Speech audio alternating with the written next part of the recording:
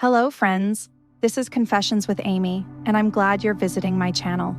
Here we share new confessions every day. You never expect betrayal to come with a camera filter and a live chat. But there I was, 33 years old, squeezed into a too small seat at the end of a too long oak table, in my cousin's sun-drenched San Diego home, surrounded by relatives who'd already had 2 glasses of Chardonnay too many.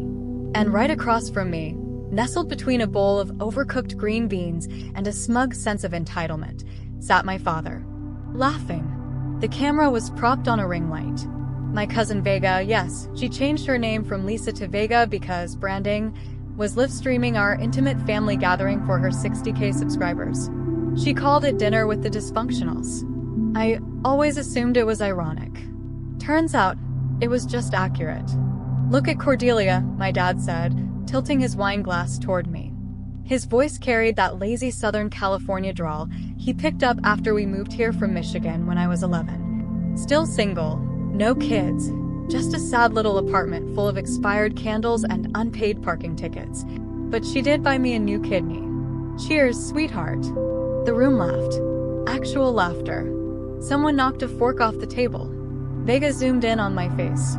I knew because I saw it on the iPad mounted on the tripod, the live view flickering like I was the punchline at a roast I never agreed to attend. He kept going. "My Cordy is the most expensive paperweight I've ever had. She's not a burden. No, that would imply she actually does something. She's a full-on accessory. Like a scarf that cries." I didn't say anything. I didn't flinch. I smiled, small, polite. The kind of smile you wear like armor when you're cornered in a boardroom with men who think your silence is submission. I sipped my water.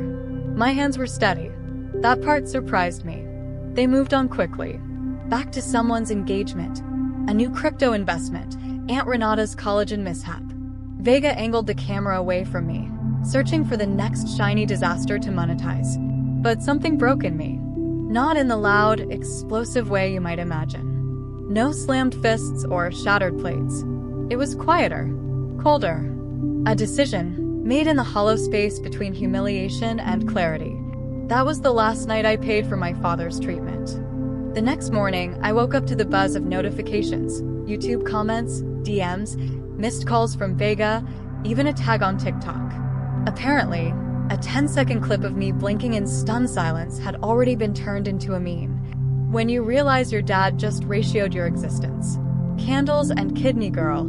Someone check on her. I sat in bed in my old t-shirt, knees pulled to my chest, watching strangers dissect my life like it was a failed sitcom pilot.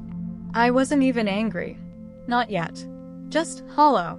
And then I opened my banking app. There it was. The monthly auto payment to St. Marlo's Hospital. $2,450.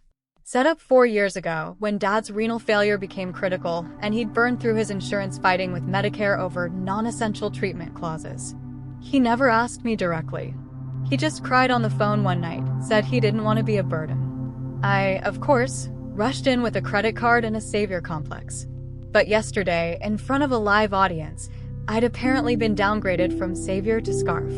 I stared at the screen. It took 3 taps. Settings, recurring payments, cancel.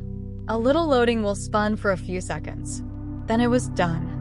I didn't feel triumphant. I felt real. Present. Like I had stepped into my body for the first time in years. I didn't call him. I didn't warn him. There would be enough in his account to last one more cycle. After that, he'd have to figure it out. He had plenty of options. 2 properties in Vista, a military pension, and enough time to belittle me on camera, so I figured he could probably manage a payment plan. That afternoon, Vega texted me. "Hey babe, you okay? Dad says you were sensitive last night. Wanna come by for sushi and edits?" I left it on read. Instead, I opened my laptop and pulled up the draft proposal I had started 6 months ago and never finished, an application for the San Diego Emerging Artists Fund. I'd been making mixed media sculptures out of discarded tech, melted glass, and trauma unpaid, and had been talked out of applying twice by the very same family, now mocking my life choices on a live stream. This time, I finished it. In one sitting. That night, I lit my last overpriced candle. Not to mourn the version of me they ridiculed, but to cremate her. I expected a storm. I expected my father to call me, furious and betrayed. I expected threats, guilt trips, maybe even one of his dramatic, "I'll just die then" voicemails. But he didn't call. Not that day. Not the day after. Silence stretched across the hours like a wire pulled too tight. Instead, Vega texted again. "Cordy, your dad's meds didn't ship. Is something up with the payment? He's freaking." And then moments later, "You really gonna ghost your own family over a joke?" That made me laugh. Not a nice laugh, something brittle and unhinged. A joke. A joke that lived online now, clipped and remixed, with strangers in the comments saying things like, "She kinda deserved it if she's that uptight," or "Typical millennial, can't take a joke, but wants applause for basic decency." They didn't know I'd been paying for his dialysis, medications, specialist consults for nearly 4 years. Quietly, without thanks, without so much as a Father's Day card in return. They didn't know I delayed replacing the brakes on my aging Nissan Altima just to make that last copay. But I did. And now I was done. I called St. Marlo's billing office on a Thursday morning and asked to transfer the account responsibility back to the patient. The woman on the other end, her name was Anita, and she sounded like someone who knitted tiny sweaters for her cats, was kind. Not surprised. I got the sense she'd had this kind of call before. By Friday, the hospital had confirmed the switch. That evening, I received my first direct contact from my father. Not a call. Not a text. Just a Venmo request. $2,450. Be an adult for once. I stared at it for a full minute before hitting decline. Then I changed my Venmo username to something only my accountant would know. That weekend, I drove up the coast alone, windows down, the salty Pacific wind tangling my hair into chaos. I stayed in a cheap roadside motel outside Carpinteria, the kind with sun-bleached plastic chairs and a breakfast bar that somehow only served powdered donuts and anxiety. I brought a sketch pad and a bottle of ink. No phone, no laptop. I spent 2 days drawing sculptures I hadn't built yet, pieces that came to me like static through a radio dial finally cleared. One of them was a human figure made entirely of copper wiring, posed in a fetal position, with LED strips running like veins through its frame. I called it Disconnect. On the second morning, I checked my email for the first time, and there it was. Subject: San Diego Emerging Artist Fund, finalists announcement. Body: Dear Cordelia, we're thrilled to inform you that your work, Digital Reliquaries, has been selected as one of our finalists for this year's grant cycle. I read it 3 times just to be sure. I didn't cry, but I smiled so wide my face hurt. I danced barefoot on the motel carpet. I bought myself a coffee and toasted the ocean. This was the life they never saw in me, because they never looked. When I got back to San Diego, the calls began. My father's number first, then my Aunt Renata, then, finally, Vega, leaving a voicemail that sounded more scripted than her YouTube content. "Hey Cordy, so things got a little messy, huh? Dad's super stressed, and I think you really need to think about what message you're sending the family by just, pulling away like this. We're worried. Okay? Just call me. We're all rooting for you to be okay." To be okay. As if I was the one who needed fixing. I blocked her. And then I did something that made me feel 10 feet tall. I updated my LinkedIn bio.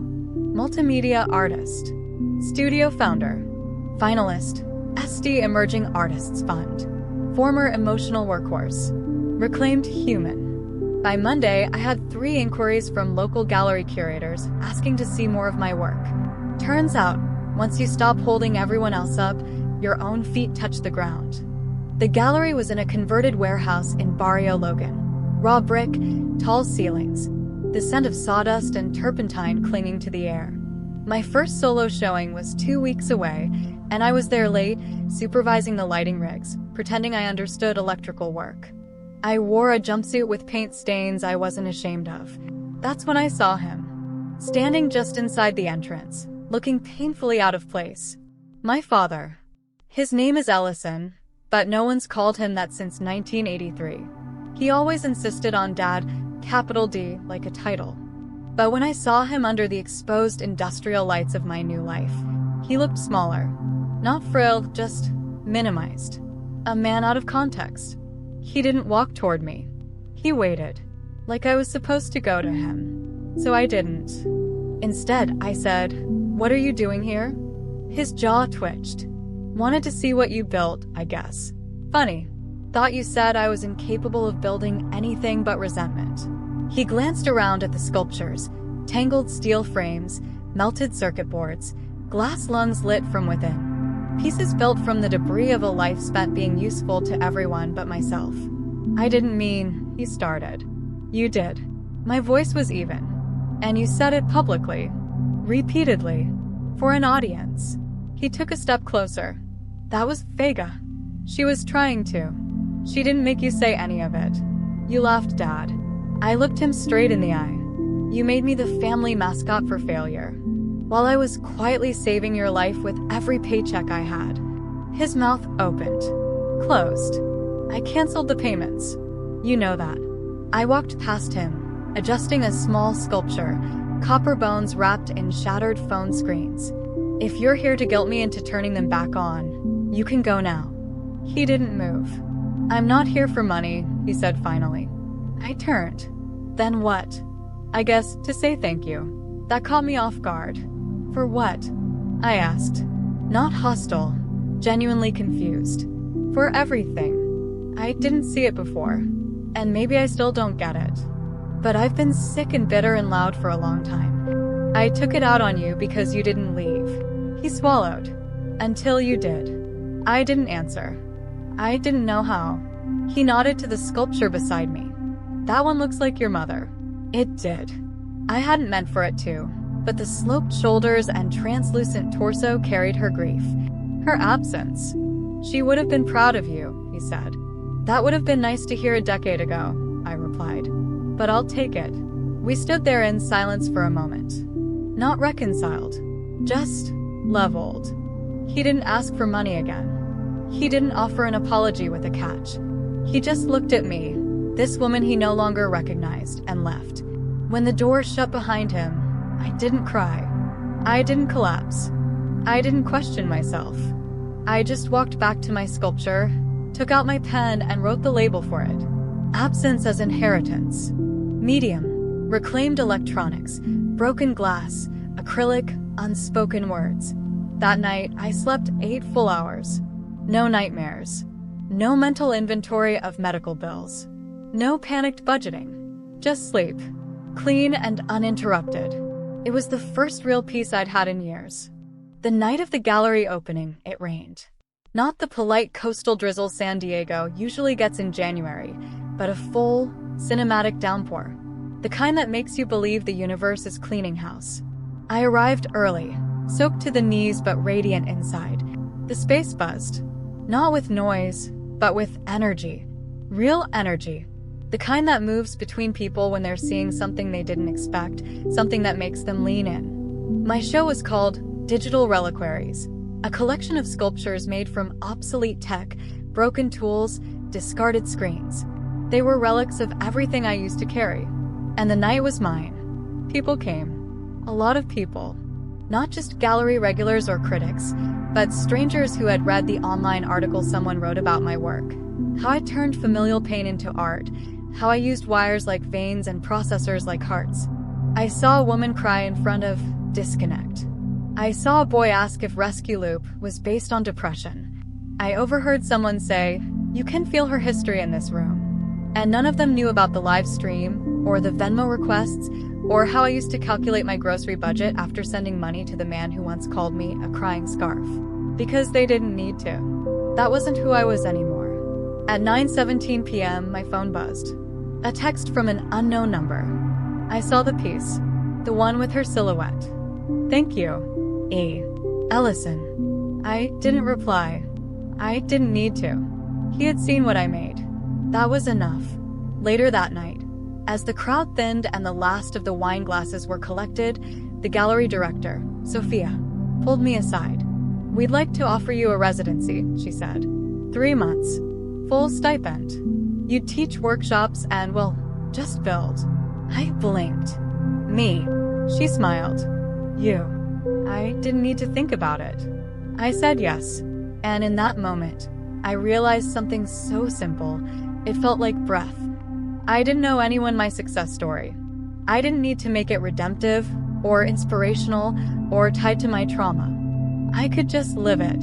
I could just be. Weeks later, I stood in my new studio. Sunlight pouring in, copper dust glittering on the floor, and a half-finished sculpture that looked nothing like sadness. It looked like arrival. Not into a family. Not into forgiveness. Not into anyone's expectations. But into myself. Cordelia, 33. Artist. Whole. No longer the weight someone else carried, but the force that carried herself.